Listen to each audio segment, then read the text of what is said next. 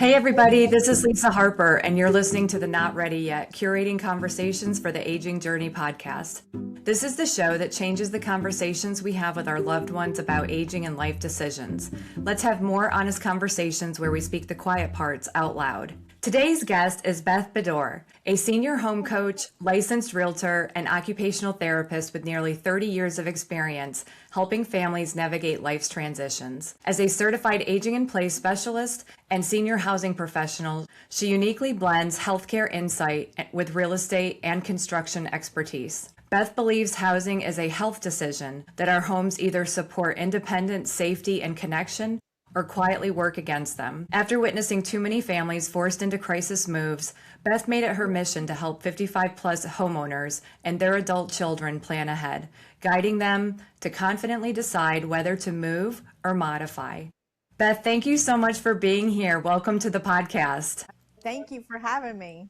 So I always start with somebody's why. Just tell us a little bit of your background and to how you are where you are today. Oh, yeah. So what brought me into occupational therapy is I am from a small town in Middle Tennessee, Pulaski, and I learned about occupational therapy in a class in high school, and we did not have it in our area. Physical therapy we had, but we didn't have occupational therapy. And so then right out of high school, I got my CNA, Certified Nursing Assistant, and I started working. And then I graduated, I guess, from there, and I went to work for a physical therapist as a physical therapy technician. And at that point, I understood the importance of having occupational therapy in our area. So I went to school to become an occupational therapist. And I wasn't the first by the time I graduated in our county, but I was the second. And, you know, it opened so many doors for me. I'd worked in many different settings because there were so few of us. So I not only worked in skilled nursing, I worked home care, I did acute care in the hospital, I did the bone and joint clinic, outpatient, and so I saw people in many different settings. And that led me to realizing how important it is that the home be set up properly and how often we focus just on the person, but we don't focus on their environment. And the environment's so very important. As part of the healthcare plan, as part of everyday life. And we would just often overlook it. Yeah. And so for those that aren't familiar with what an occupational therapist does, could you give a quick description to our audience? Yeah, so occupational therapy looks at the activities that you do every day. Depending on your age and your stage of life, you know, that varies. Our kids in school, we focus, when we're working in the school environment, we're focused on how can they function the best in the schools. But what you do every day, your activities of daily living, is truly your occupation. So as people get older and they retire, it's more based on what's going on at home. What are your activities you do every day? Who are you interacting with? And what can make those things easier for you. Okay. Well, congratulations on being second in your county.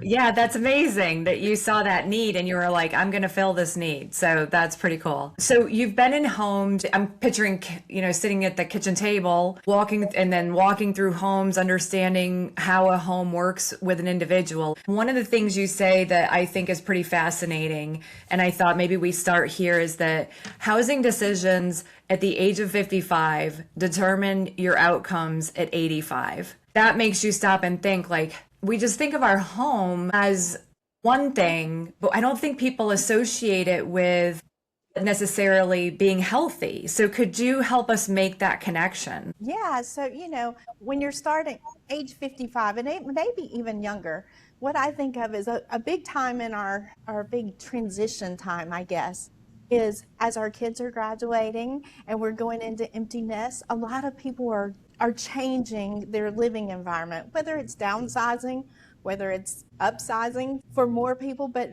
also we're focused on, you know, our parents. So we're part of the sandwich generation. That's exactly where I am now, where I've got young adult kids that still require a lot of attention and they're moving constantly with college and, just as they're transitioning. And then my parents are aging, and so they're requiring more help. And so oftentimes we'll see that people are downsizing. They may be creating a home so that their parents and their children can live together, a more multi-generational home. But the planning that we do at the age that we are now, there can be small changes that we make in our home to prepare it for later. And the big thing is that, falls don't happen because of your age. A lot of times people think they're getting older, they're at a higher risk of falls. Well, it may be that their gait has changed, their vision has changed, there's been changes in their body. But if their home doesn't change with their body, then that's when you're at the biggest risk of having a fall. So, just being aware of changes that may need to be made down the road. It's much easier to adapt when we're younger. And so going ahead and setting that up, if you're looking at home renovations, why not go ahead and get those wider doorways, or, redoing your bathroom, a 0-step entry into the shower, just small things, even drawers rather than cabinets, just thinking through very small things that can make life a lot easier as we age and change. Yeah, because we talk about the forever home, right? Everybody wants their forever home. I'm not sure if people have heard of this term about the Peter Pan homes that we have, that they're not meant to age in. They're meant for you to stay youthful and the same age you were when you moved in. What does our housing stock look like in the US? Like, what are we really dealing with? Because I feel like we're talking to everybody, because people are like, well, I don't have this. I don't have a 0 threshold shower. And some people even want that at an earlier age, just for the ease of life. Yes, and that's the thing with universal design. So universal design is created for everyone at all stages of life, from toddler to, it makes life easier if you have toddlers and you have strollers, or if you have had a broken bone or a surgery, and then ages well with you. And universal design has actually been around for 40 years. However, most of the time it's used in luxury homes. We see it much more. And our homes are truly built for families, and they don't age well with us. But the statistic is that there's 5% of houses are mobility friendly. So that means 95% of our homes here in the United States are not set up for somebody that has a mobility issue or a mobility difference. And with that, what makes it hard is even when you set up your own home to work well for you, it's hard to go visit your children. It's hard to go visit other people because, can you get into their home? So that's another thing to think of. Just how welcoming and open your home is to anyone. Yes. For Christmas, my husband actually put a ramp outside our back door for my mother to be able to come visit. And so before that, we weren't sure that she was going to be able to get into the home in order to come for Christmas. And so now we have a ramp on our back porch. It is portable and we can take it down. We haven't chosen to yet. Yeah. The stairs, it really can happen, if somebody's involved in a car accident or some other life-changing event happens. Sometimes it's temporary, but, when people don't have the home that offers that mobility access, you come home from a car accident with a broken leg and you really quickly learn, how are we going to have a bath and how are we going to do all these things? So it really is interesting how it seems like it feels like, I love the title. It's called Universal Design, universal for everyone. And it's a concept in housing, but I dare say a lot of people haven't heard of it. Right. Yeah. Most people haven't. And actually, my husband is a home builder, and he just said recently, he said, until you started talking about universal design, I had no idea what it was, even though it is much of what I do all the time, And so speaking of, you guys, you have a huge project going on. Would you share with what you guys are doing? Yeah, so we are currently building a home here in Thompson Station, Tennessee, and we are building it with universal design in mind. Now, the home, the way that it started was, it actually was a very interesting situation where the foundation was already there and the home plan. And so we have tweaked it. There are some things that I would have done differently had we started it from scratch, but for the most part, we made changes. And so it will have one step into the home, and then from there we changed it to where it has two master suites on the main level, rather than it did just have one bedroom, an office, and a homeschool room was the way it was set up. And so we took that office and homeschool room and made it into another master suite.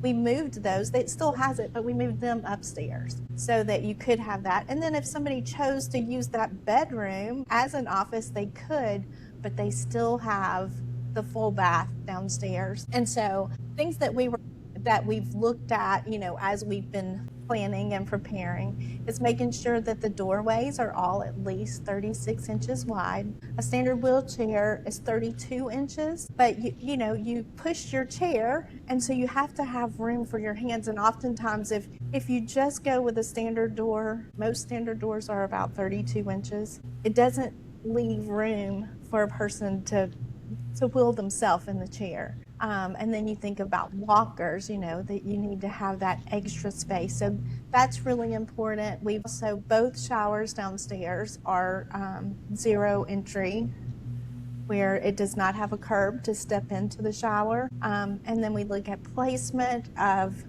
the fixtures and make sure there's a handheld fixture that's reachable if you're in a seated position.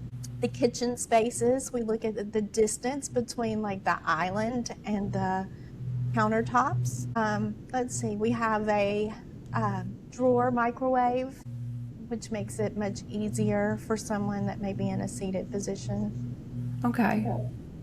And so anyway, it's been so much fun. And what I've found is that, these are things that work for any home buyer. And with that in mind, it will age with them. And if you have a young family, at some point, somebody is going to be in a cast, or, there's going to be something that happens. Yeah. So where having that second bedroom downstairs is so important. But not only that, how accessible and easy is it to get around in?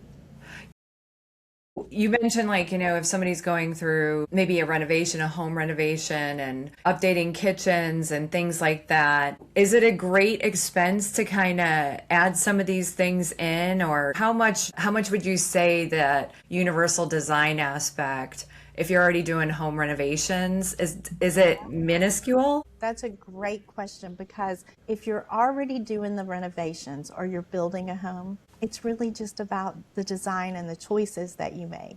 It's when there's already been that injury or something's happened and you're trying to make the home to fit that person, that's when you run into the expense. I feel like the word modification brings a different vibe to the conversation. Right. Well, and there's a difference. So you have universal design, which is for everybody at any stage of life, and it's usually on the construction end. And if you have all of the universal designs in place, then you make it accessible. So then you do the modifications. And, most people think of modifications and accessibility as looking real medical rather than being a true home. And just feeling like it's part of who you are. But if you build it in early on, and then say you need a grab bar, there are beautiful grab bars, absolutely beautiful. You can match your tile. There's so many things you can do with them to make them where they don't even look like they're out of place. But again, it kind of takes planning ahead, because if you wait till there's that accident, then you're going to go to Home Depot and get the first grab bar that you can get and get it in the wall, right? Oh, yeah. That urgent mode of life, you're going straight to whatever solves the problem at that point. So if you have the time to plan and you're doing renovations, maybe talk to your general contractor about what are some universal design features that I could incorporate. I know anchor blocking in walls, right? So that grab bars can be installed in the future. It doesn't mean right now. It means you're planning for something. You're making a proactive choice to stay in your home as long as you can. Right. And that's what everybody says they want to do, but nobody's planning to do it. That's right. That's right. I just left the International Home Builders Conference. It's this huge conference. It was held in Orlando, and there's lots of talk about 55. And I sat in on many of the trainings, and one lady, which it's not rocket science, it's not even anything new that I didn't know, but the way she put it out there really opened my eyes. She said, "What do you think most people over the age of 50 are looking for when building a home?" And so, some people were like door width, and, it kind of went back and forth. And then people started answering like the design of the kitchen, the flooring. And she said, "That's right. They're looking for aesthetics, countertops, what your tile's going to be." That's what stands out in your head when you're thinking of, I'm building a new home. What's it going to look like? And with universal design, it looks beautiful and it is made for everybody. But then when you're building and you're thinking about aging, you add in, it's really what makes it accessible are the add-ons, not necessarily the design itself. So the blocking in the walls, very important. Now, they do make, these brackets that you can put it into the tile directly. But of course, if you're going into a stud or going into a 2x4, it is going to be much stronger. And if you plan ahead, you don't have to tear out tile or, make major changes. It's already there. You then add the accessibility pieces. Yeah. And people, like you say, they're worried about the medical look of something. And that's not what this is. It's balancing safety with aesthetics. And there's all these elegant choices out there. And it's really just researching and finding out. Just having it ready and waiting for you. Aging is a gift if we're here to do it and we have the time here to actually get to that point. It's about you want to age but you're not thinking about the long term of it, right? And nobody wants to see themselves declining. I want people to kind of just embrace it more and think of it as, if I'm here long enough, I'm probably going to have these things. And to just kind of take a more proactive stance on it than the reactive, like you say, oh, we need a grab bar, go to Lowe's, let's put it in. You're going to get somebody that knows what they're doing, because when you apply your whole pressure of your body to that, it needs to hold you. That is the goal. Many times people say, we'll deal with it when it happens. We'll deal with it when it happens. Well, if you wait till it happens, your choices are often taken away. If you wait till there's a fall, it may be that you can't go back home when you could have made those changes early on and maybe prevented that fall. And what those immediate choices are limited. And as we know, our population's getting older and we cannot keep up. The senior housing industry can't keep up. The building industry can't keep up with what is needed for our aging adults. And so if you wait until you're in a situation where it's I have to do it now, the choices are taken away. And then you do just whatever is available to you. Yeah. Yeah, part of the title of this Not Ready Yet podcast is the fact that I think that those are some of the most expensive words that we say in the process, because not confronting whatever's on the other side of the not ready. If you wait, there's a fee on the other side of that there's going to be some cost to it. Yeah, and people buying and selling homes, 46% are over the age of 60. And then 24% are ages 45 to 60. So 70% of our home buyers are 40 and over. But again, we have that 5% of homes that are mobility friendly, right? So just recently I did a talk at our local geriatric council, and right before it, I went in our MLS and I looked to see how many homes say that they are accessible. And so I'm here in Williamson County. Homes are more expensive here. So below $1 million, I believe it was like 32, but only 13 of those homes were single dwelling homes. And then below the price of $2 million, there were 8. So we're talking about 21 homes out of 1,008 homes that say that they are in some way accessible. And usually that means that there is a grab bar. Wow. Because it could be most anything. But yeah, how are they defining to check that box that it's accessible? Also, the education of our realtors too. Right. That they don't necessarily think to add that in unless it's brought to their attention or it's something as obvious as a grab bar. Yeah. Yeah, we're seeing a lot more with the multi-generational living, understanding that there's primaries on the main level or having some kind of accessory dwelling units. But again, it just depends because do you have a steep sloped, backyard? Now do they have to come up 10 stairs to get back in? There's so many things, but I am seeing this is a great home for multi-generational living. Yes, and multi-generational living was up 21% in the year 2025. That's for many reasons. Our children, they can't afford homes, and then our older people are aging longer, are living longer, and Yeah. so it is a big factor in why we're bringing community together for the multi-generational homes. Yeah. And I know you talked about the International Builder Show that you went to. There's some fun products and appliances and, like you say, concepts that are coming out. What are some other takeaways you want to share with the audience? I just recently learned about is it is an oven that has a camera on the inside and it measures like how much done something is so that you can't burn it, and it notifies you as things go along. So with an aging parent who still enjoys cooking but there's concerns of safety, you know, you would know before the cookies burned Oh, or before wow. the pizza burned, and you could notify them, check the oven.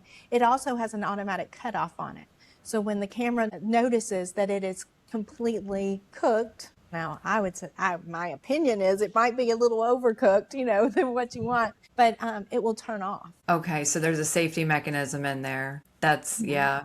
I know that's a big concern for people, and that is one of those joys of life. It's good to know about the different appliances, that there is some, technology is offering some ways to probably extend our stay at home in the home, which everybody wants to do. Everybody says, what is it, 90% of people say they want to age in place and stay in their home, and that's great. We just need to understand what that forever home looks like. When we're in our 50s, how do we make this our forever home into our 80s? Right. Yeah. Another thing that we've really focused on is the different types of doors. A barn door is much easier to open and it leaves the hallway space open. And then the new pocket doors with the soft close work so much better. I have a pocket door in my house that's been there for 20 years and it drives me crazy. And especially when the kids were young, it was off the hinge half the time. These are beautiful and they work so smoothly. I'm super excited about that.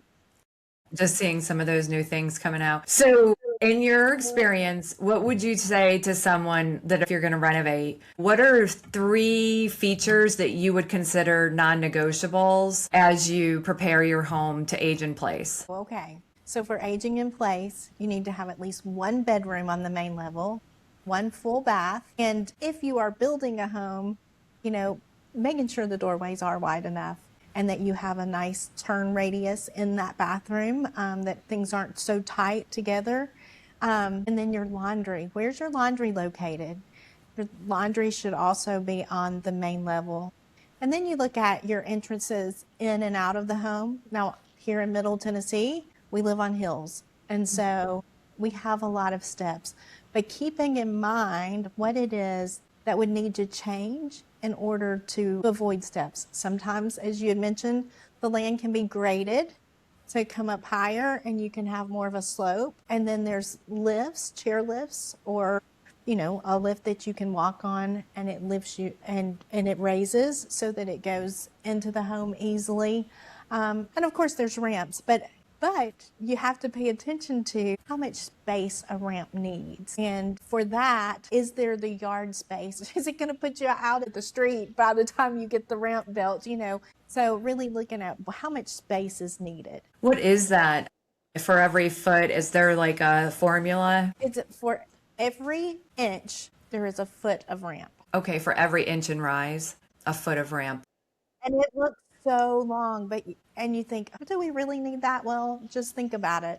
that grade, it gets pretty steep fast. And Yeah. so it really is needed. Okay. And something else too, and people may think it's out of their price bracket, but I think more and more there's a lot of options are elevators. Now you need electric in a fire situation. Of course, ultimately we want everybody to be able to get out of the house safely. But if you have two closets, one over each other, that can become an elevator shaft. They're not for everyone, obviously, by just the cost of them. They come in like different architectural styles now, and they could be actually like a feature in the home.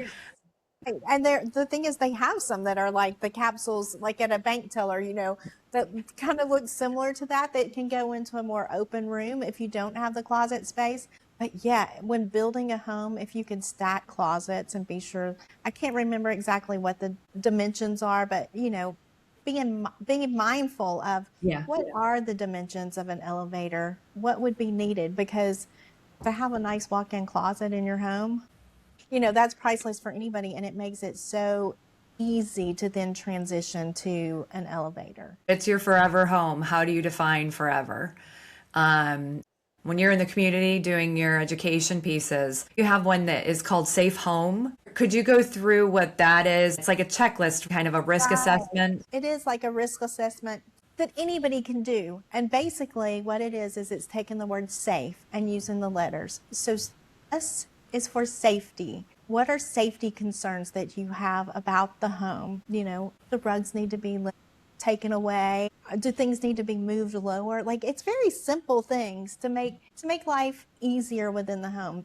Everything doesn't have to be expensive or even that you have to purchase things. It's really thinking through what makes life easier. And sometimes removing something is just that. It's not adding anything. It's actually taking it away. Right. Yeah. So there's safety, and then there's accessibility. Do you have access to get into the home? Do you have access to get to the primary rooms that you need to be in? How difficult is it to get in and out of the bathtub? Anything as far as accessibility goes. And then let's see, F is for function. Is your home functional for you? And what type of changes need to happen? And then the last one is the home engaging? What my thoughts are is the home set up so that you have the interaction with others that you need? Do you have transportation? Are you isolating yourself by staying in the home? Because we can make most any home work in some way or another. It might not be ideal, but it'll work for you. But if you are isolated to that home and you don't have the interaction that you need, maybe it is time to move to find another home, because what we know is the same effect on your health is like smoking 15 cigarettes in a day. And that's so crazy. Yeah, that's so crazy. We need interaction. And so oftentimes, one of the saddest things for me is that our people that raised us and that have made this world the way it is, that they are the ones that are isolated and often don't have interaction with other people. So that's really important. Yeah. But the safety, one of the things that I talked about in that talk was I ran across this quote that says, if your home has stairs, aging in place has a expiration date. And it kind of took me by surprise a little bit, and then I started thinking, it's true. With all the things that we can do to make a home accessible, they have these really neat walkers now that are specifically for stairs. That works for a period of time. Then we have chair lifts that you can purchase, and they're very costly, and that works for a period of time. But what happens when that person needs assistance to get onto the chairlift, to get off of the chairlift? That's a lot of wear and tear on a caregiver and not ideal. We also have to remember, in the case of a fire, how quickly could the person get out? Yeah. And when you're dealing with electronics and fire, it may not even work. And so we want to keep all of those things in consideration. And it's true. If a house has steps, many times that may be the determining factor for when a person needs to move. There are communities now starting to think more, but even, 55 plus communities, a lot of these things are not, they may be an upgrade. Like if you're building new, it's an upgrade. And if you don't say anything, you can't assume that these things, just because it's a 55 plus community, are going to naturally be there. Is there anything else that you want to mention to the audience before we start to wrap things up? The home is one of the most important factors in our health. And if we wait until a crisis, our choices are taken away. That's what's most important, is planning. Planning for aging, planning in your home, and also having an alternative plan for when that no longer works. Yeah. So, Yeah. And would you say to people like to contact, a GC in the area that has a specific training, or how would they filter down to somebody that has this expertise? thank you for asking that question, because it is very important, especially with my OT background. What I know is that not everybody understands what it is that's needed, especially when we're talking going beyond universal design and we're talking about accessibility. You want a general contractor that has a certified aging in place specialty, or they have somebody on staff that does, because you want to also look at the individual. Most general contractors are going to just go with what is ADA compliant, and ADA compliance is for commercial buildings. It's to fit everyone in some way or another. But in your home, you want those things to be set up specifically for you, and you want to have a contractor that understands. And in some areas, you can find an occupational therapist that works specifically with home modifications. And if you have that in your area, I suggest finding one that works well with general contractors, because the two together make a great team. That's the team you want. Yes. Universal design is when you're thinking of how you want to set up your home for success at any age with anybody. So from toddler to 85, how would your home function well for that person? Accessibility is more for when there is a disability of some type, and you're wanting to make changes to meet those specific needs. So that's really the difference between the two. I think a lot of people are more familiar with ADA. We hear that more than we know about what is available in our own home. So hopefully this is helping people and educate, and maybe they'll be Googling universal design and OTs near me. And then there's also the CAPS designation. That's the certified aging in place designation. Hopefully you can find some in your neck of the woods. Yeah. So now it's time for our ready or not lightning round. Are you game to play? So first question is front porch or back deck? Cool. Which do I like better? If you get to only have one, which one? Probably back deck. I like the privacy, and at my house, the back deck has the sunset. It's a place to retreat, and it's a retreat. That's right. Yeah. Okay, second question. This is more insider language. What's a phrase or a piece of industry jargon that people outside of your field wouldn't necessarily understand? And then share with our listeners what it means. Well, of course, the first thing that pops in mind is universal design, because we just Yeah, talked and now about we've talked about that. Yeah. let's see, universal design. Well, often in OT, we're always talking about activities of daily living, and I think people do not realize the extent that that is. What we look at for functional outcomes is everything that you would do in a day, from the time you get up in the morning, how you get up in the morning, to when you go to bed at night. So activities of daily living, really, we as OTs break that down into very small bites. And so here's another one. Now that you got my brain working, is functional outcomes. So in occupational therapy, we look at the person and their abilities, and then we also look at the activities of daily living, the activities that they do every day, plus their environment. And the environment often gets left out, but that is part of the functional outcome that we're looking for, and oftentimes that determines whether a patient in the rehab setting returns to the home that they were in, or if they need to move. Okay, third question. One thing at 55. If every listener did just one thing at the age 55 to make life easier at 75, or in your case, you say 85, what would it be? As far as changes in the home? Anything. Or anything. Anything would be strength and mobility, and being sure that you have good balance. So that's your answer is strength. Well, strength for And your balance. person is strength and balance, and then for your home, being sure that you have a bedroom and bathroom, laundry on the main level. And I love that you add laundry, because I've heard people say before the primary bedroom and bathroom, but I don't think I've heard somebody specifically call out laundry. Because again, the activities of daily living, taking care of yourself, grooming. Okay.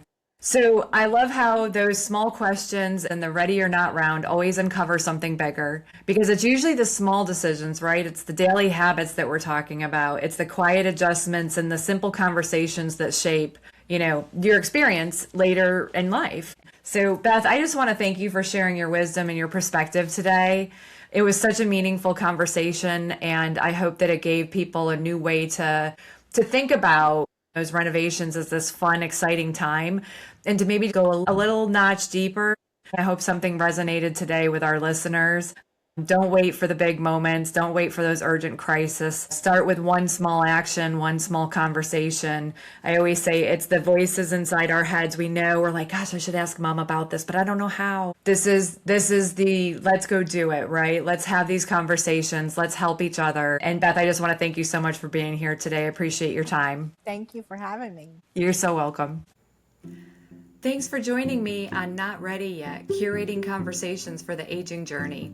If something in this episode gave you clarity or the courage to start an important conversation, or offered a new way to look at things, I hope you'll share it with someone who might need the same encouragement. Remember, navigating aging isn't something we have to do alone or in crisis. With love, logic, and the right tools, we can face what's next with confidence and connection. Be sure to follow or subscribe so you never miss an episode. And if you're feeling generous, leave a review. It helps others find the show. And just a quick note, the information shared on this podcast is for educational and informational purposes only. It is not intended as a substitute for medical, psychiatric, legal, or other professional advice. Always consult a qualified professional for guidance tailored to your unique situation. This is Lisa Harper, and I'll see you in the next episode. Bye for now.